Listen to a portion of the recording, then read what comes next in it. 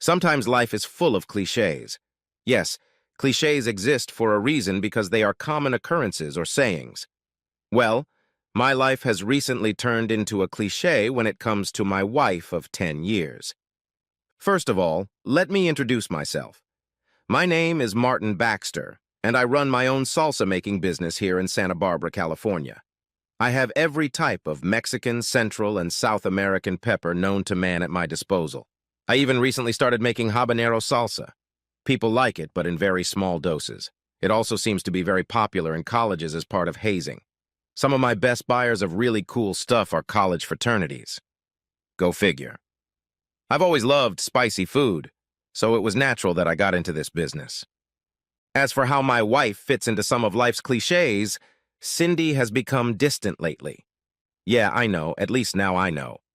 And that's another cliche. When we got married 10 years ago, we were both madly in love with each other. I had just been discharged from the Army and was opening my first salsa store. I had saved very little of my own money, and while I was home, I signed up for some online cooking classes.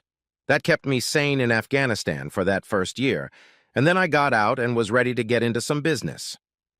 Back then, before the economic downturn caused by the widespread bursting of the housing market bubble, it wasn't hard to get a loan. But even today, my Baxter's Burner salsa business is still thriving. The problem, however, was not my business, as you probably could have guessed by now.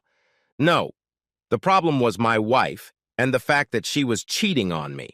The way I found out about it was a big cliche. Well, not really. The most common cliche is coming home early and catching them in bed together. No, the second big cliche is leaving, forgetting something, then coming back and overhearing a conversation about them getting together while I was busy at work and our son was at school. Yes, we have a child together, Brian Baxter, named after Cindy's father. Oh, and before you ask, yes, he's mine. I know he's mine because he was conceived on our honeymoon and we were together every moment of every day alone together on her father's yacht. Also, I had him DNA tested after I found out about her and the asshole she slept with on the side. The way it all happened was another cliche. I forgot my laptop, which had my finished formula for the new salsa fallen on it. Yeah, I know. Not too original, but the fact that it was the purest habanero you could get in pasta form was something. Of course, we added other elements to it as we went along, but I was going to put the first batch together the same day. I needed that laptop, and I went back as quietly and quickly as I could to get it. As I entered my den, I heard her walking down the hallway and talking on the phone. Of course, I could only hear half of her conversation. Hey, sexy. Yeah, that idiot went to work. Asterisk. Yeah, don't worry. Tonight you're gonna get something he's never had before. You guessed it. I want you to set me on fire, baby. Oh, hell yeah. My world collapsed. I numbly gathered up my laptop and headed back to my car. Hell, I don't even remember driving to the store. When I got there, Becky was behind the counter and Sari was sitting with a customer, giving him a taste of the latest batch of our medium spicy salsa that put Pace to shame. I managed to fake a smile as I pondered what I should do now. Divorce, of course. Cindy's father didn't trust me back then when I first met his daughter and married her, so I had to sign a prenup. The prenup stated that in the event of marital betrayal, the offending party would leave the marriage with nothing in the event of a divorce. This was not a one-way street, as I would not have signed it if it had been. Then all these boilerplate questions popped into my head. How long had she been having fun with him? Why was she sleeping with him in the first place? Was I not good enough for her? Why is she disrespecting me over him? If she is so unhappy, why hasn't she divorced me yet? How am I going to prove her infidelity? That's when it hit me. The most insidious plan I had ever thought of, and after reflecting on what I had planned, I realized I felt no guilt. I went over all the pluses I had. 18 centimeters, dignity, and I knew how to use it. I'd lived in the world long enough to know the difference between a fake finish and a real one. And Cindy hadn't faked a single time in the 10 years we'd been married. It couldn't have been about sex. Could it be? Hell, for God's sake, I'd memorized the fucking Kama Sutra by heart. I was still in good shape, working out 3 times a week and running 5 days a week. Yes, I was still sticking to my own physical therapy regimen from my time in the hospital. But the plan itself, on further reflection, was probably the most insidious revenge plan anyone had ever devised. You see, hot chili peppers such as habanero affect the mucous membranes in the mouth. However, have you ever eaten something really spicy and then sat on the toilet the next day and yelled, "Give me a poppy," while you were doing the needy? Yeah, I was getting really sadistic when I thought about how I was going to get my revenge. The vaginal or rectal heat of 450,000 Scoville units was going to provide a very fun time, at least for me. Now I just needed a delivery system. I prepared a small batch in record time and offered the girls a taste. They each had to fan their mouths and eat a lot of bread to put out the fire. Both then gave enthusiastic thumbs up for my efforts. However, I still needed a delivery system. The day flew by quickly, and although I always enjoyed socializing with the young ladies I hired, I headed home early.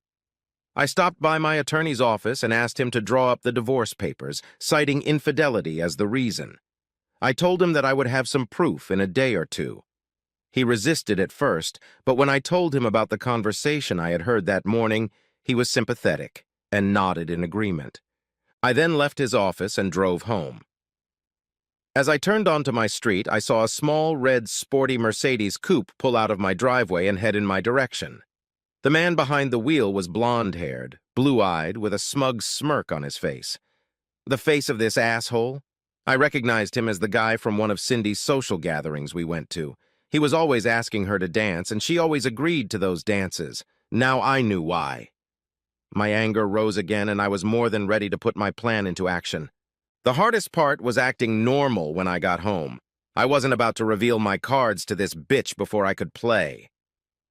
I took a deep breath, then stepped inside. I put my best loving husband smile on my face. "Hi, honey." Cindy greeted me with enthusiasm. She had obviously just showered, as her hair was still very damp. Her long blonde curls spread across her shoulders, and I was once again mesmerized by her beauty. But physical beauty is one thing. Inner ugliness trumps that.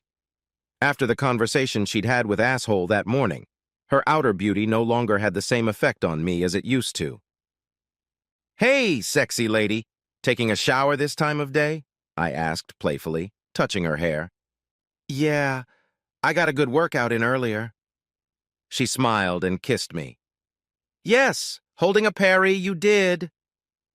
"Well, your training tomorrow will be much more interesting," I thought to myself. She said dinner would be ready in an hour, so I kissed her again and headed down the hall to our bedroom. The smell of the room freshener really drowned out the smell of sex, but at least they had changed the sheets on the bed. I almost went without dinner when I thought about getting in that bed with her tonight. I would burn it at the first opportunity. And then a thought struck me. They must have used some kind of lubricant for sex. I rummaged through her nightstand, and sure enough, there was a tube of the cherry jelly we sometimes used. Son of a bitch. I opened the lid, and it was almost the same shade of red as the salsa I'd made with a white-hot flame inside. I grinned as I completely removed the cap from the cream, squeezed some into the toilet, flushed, then poured some paste from the little bottle of salsa into the tube. I put the cap back on and squeezed it, stirring inside the tube itself.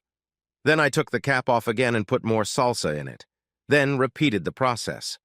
Once I thought it was mixed enough, I took the cap off and squeezed out a little bit. I smelled it, and sure enough, it was delicious. I washed my finger and put the cap back on, then put it in her bedside table exactly as I found it.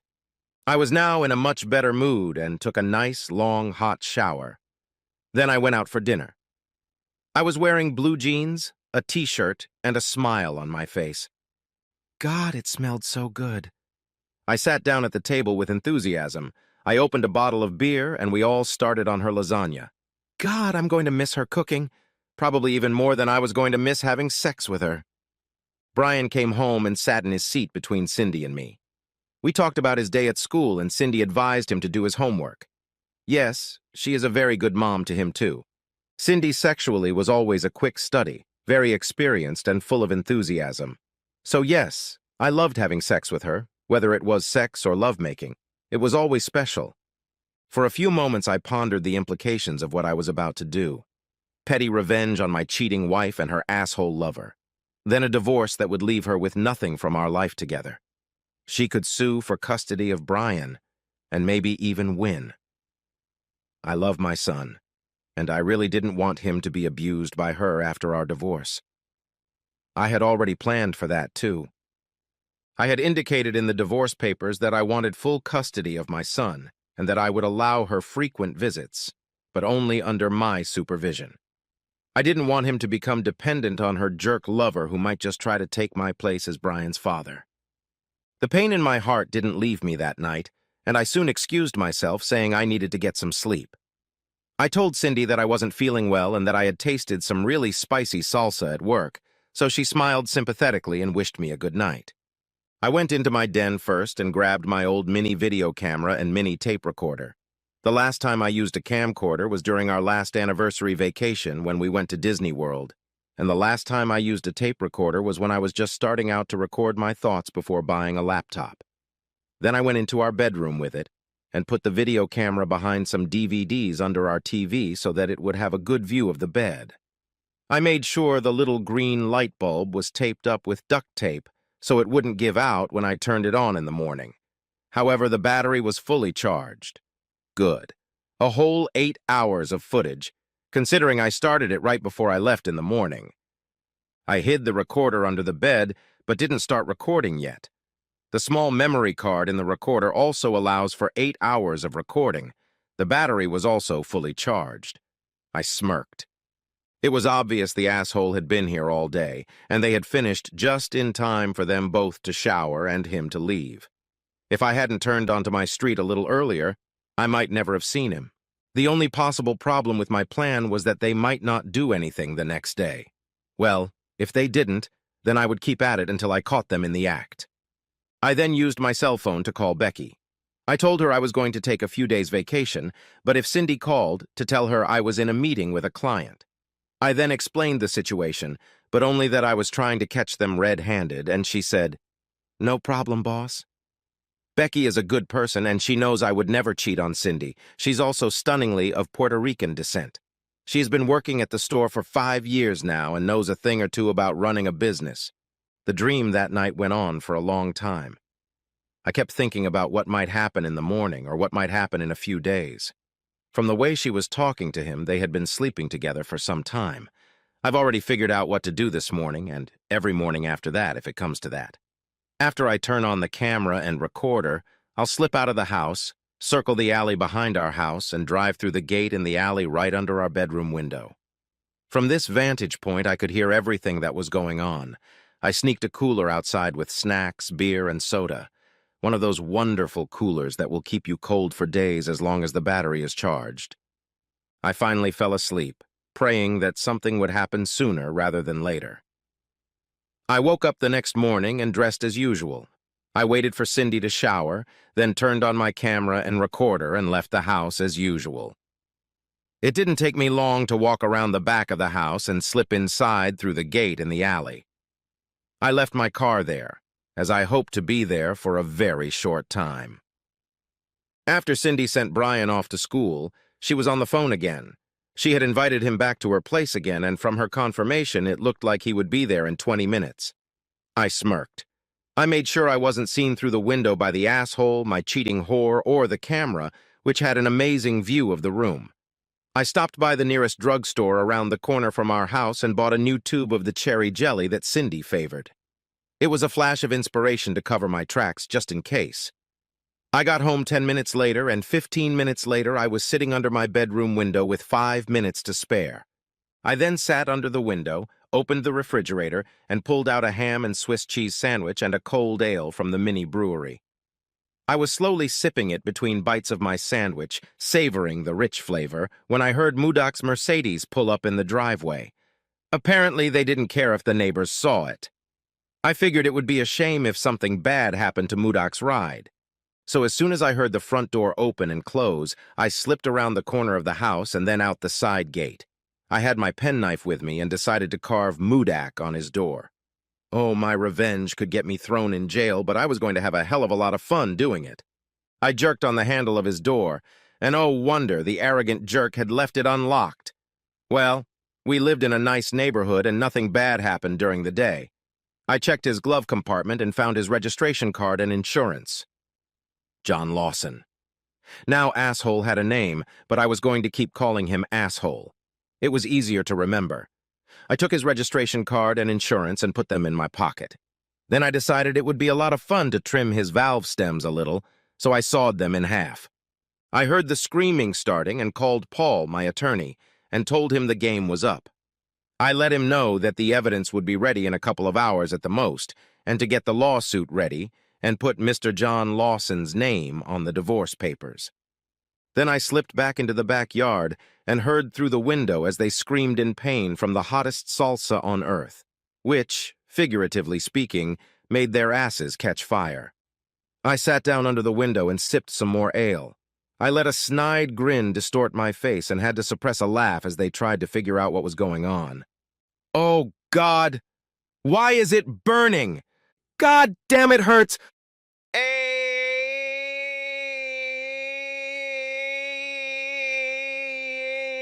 Finally, I stood up and decided to go inside. Oh shit, I think I forgot my laptop again. I went and pulled my car back into the driveway, then went inside and found the asshole and the whore squirming in agony as they tried like crazy to get in the shower and douse themselves with cold water to put out the fire. As I approached the bathroom door, I gathered all my anger together. "What the hell is going on in here?" I roared. This picture was priceless. I experienced some very deep satisfaction at this turn of events. Then I looked at my wife, whose ass and body were crimson red from the irritation and intense burning caused by the 450,000 spice pepper jelly. "Oh my God, Marty!" she screamed, and then shrieked in pain. "Please, Marty, I'm so sorry!" She shrieked again, and Mudak begged not to be hurt as well. I kept a memorized mask of anger and disbelief on my face. I stepped forward and delivered a hell of a punch to Mudak's jaw, knocking him back against the shower stall wall. I then delivered several brutal blows to his balls, effectively destroying them. At this point, I pulled out my cell phone and called 911. While Mudak was unconscious and Slut Cindy was crying and screaming at the top of her voice, literally, I grabbed the fake tube of cream and replaced it with a new one, breaking the seal and removing a few swabs from it. I then went to my car and threw the fake tube under the back seat. I would throw it later in a dumpster behind a gas station or something. I told the 911 operator that I came home to get my laptop for work and caught my wife in the shower with her lover. I told her that something seemed to be very wrong with both of them and that their organs were swollen and red. She sent the police and ambulance to my address. I thanked her and hung up. Now, our neighbor across the street, Mrs. Kendall, was a real nerd and the queen of local gossip. I knew she knew about Mudak's daily visits, so when the EMTs and cops arrived, I crossed the street to talk to her. "Oh, hey, Marty," she said with a smile as she opened her door. "Hello, Mrs. Kendall. Have you by any chance seen that little red Mercedes outside my house before?" I asked with a smile. "Why not, in fact, for the past few months. Every day from Monday through Friday." She smiled, and her seeming innocence belied the fact that she had actually known about it for so long. "Thank you, Mrs. Kendall." Did you see anything strange this morning other than a red Mercedes pulling up?" I asked. "Nothing, dear," she said. So she did not see me messing with his car. "I saw you leave, and then Brian headed toward the bus stop. Then he got there about 20 minutes after Brian left. Then I went to watch my morning shows, and when I came back, you were just pulling up to the house." "Thank you, Mrs. Kendall. Do you mind if the police take a statement from you?" I asked. "Oh, not at all, dear. I'll do anything I can to help," said the little old lady, who knew more about other people's affairs than they did. "Thank you very much, ma'am." I smiled and hugged her, then walked back to my side of the street to the waiting cops. I called Becky and asked if she would tell her that I had been there this morning but forgot my laptop. She asked why, and I told her a brief version of what had happened. She laughed her ass off and promised to be my alibi.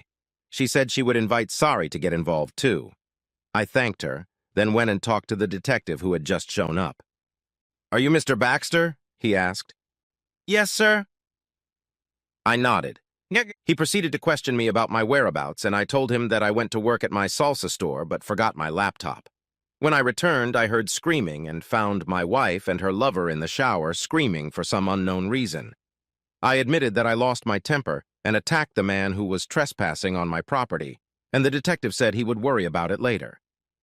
The female ER doctor finally managed to cool Cindy's body enough with aloe cream to make her coherent enough to ask questions.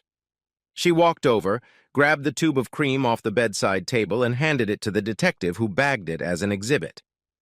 I told the detective that my wife and I sometimes used it for extra sensation during lovemaking, which was true, or had been before, so my fingerprints on it wouldn't arouse suspicion.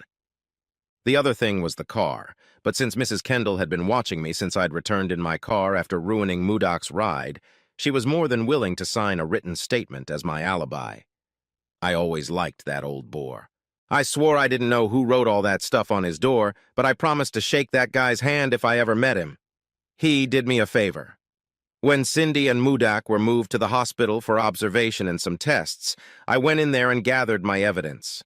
I pulled out a video camera from behind the DVDs, then pulled out a tape recorder from under the bed. I stopped both recordings and went to my den to load the memory cards onto my laptop. I cut the videos after I came in and caught them, so the way I replaced the tube of cream wasn't there. I also cut the same amount of time out of the voice recording. Detective Crawford entered my office as I was finishing up my creative deletions.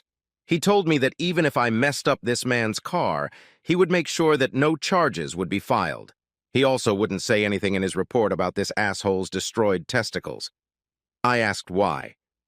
"Let's just say you're not the only man whose wife is a cheating whore. My ex did the same thing to me. Point in favor of us shitting husbands."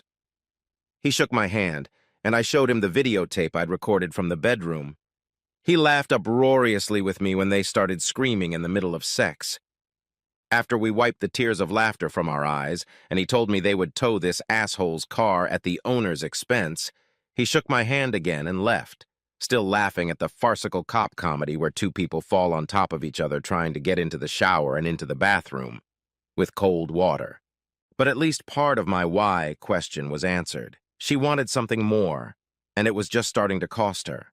I called Paul and asked him to send the processing servers to the Santa Barbara hospital where Cindy and Mudok were taken. I then emailed him proof of the affair and told him to get a copy of Mrs. Kendall's statement to the police. He told me he would, and I leaned back in my chair. I began to wait for Brian to come home. Now the real moral quandary. What do I tell my 9-year-old son about why his mom is in the hospital? I sighed and came up with a plan that wouldn't denigrate her too much.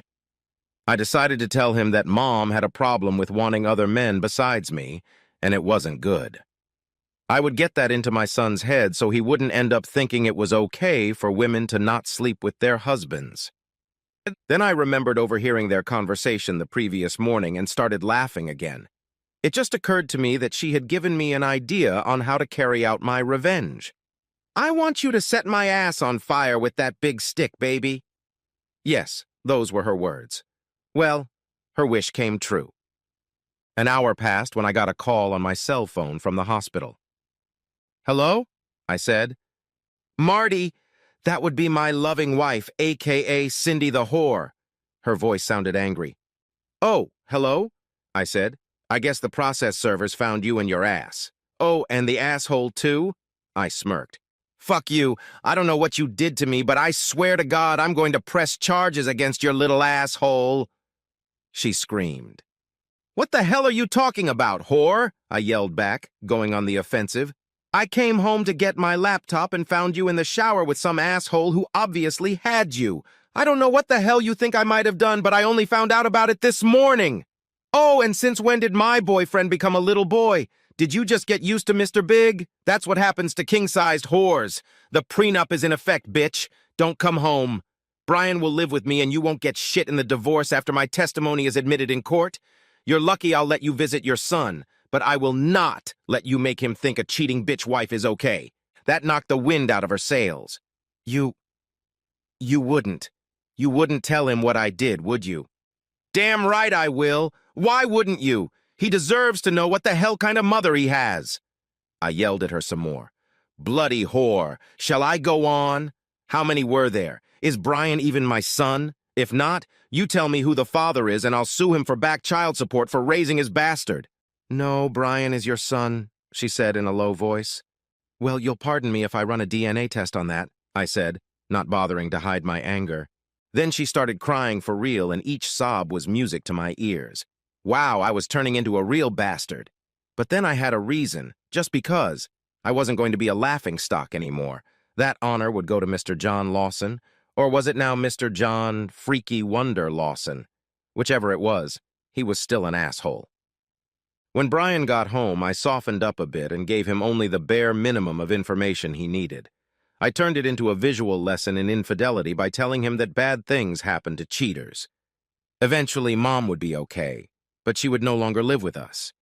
He hugged me and told me he loved us both, but didn't want to live with a grown man. I smiled involuntarily at his mispronunciation. Well, there's not much more to tell except that the divorce went off without a hitch. I talked to Cindy's dad about what had happened and told him what I had done. He laughed so hard I thought the old man was going to have a heart attack. Cindy eventually made a full recovery, but she never ate salsa again to my knowledge. John Asshole Lawson eventually had both of his damaged testicles removed. The official police report said it was an accident because he slipped in the shower and hit a bar of soap. I smirked at that. Good old Detective Crawford. A good man, that one. Last I heard, the asshole had left town for parts unknown. Well, that's what he deserves for screwing another man's wife.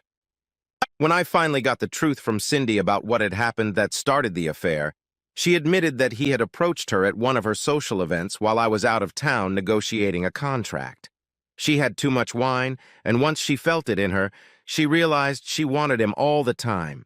She said she still loved me and that it was just sex. And I bet you thought you were done with the cliché. No way. She begged me to take her back. She said she would never lose her way again. I told her to back off, and so on and so forth. Becky and I started dating, and she assured me that she was not a size queen, especially after we slept together the first time. We're getting married in a month, and our baby will be born next spring. Brian is excited about having a little brother or sister. The last time I talked to Cindy after her visit with Brian, we got to talking. I never should have cheated on you, Marty, she said with a resigned sigh. Why not? I was an idiot and it set your ass on fire. I smirked, and the shock on her face made me rejoice. Life is full of cliches, but sometimes life is pretty damn good, too.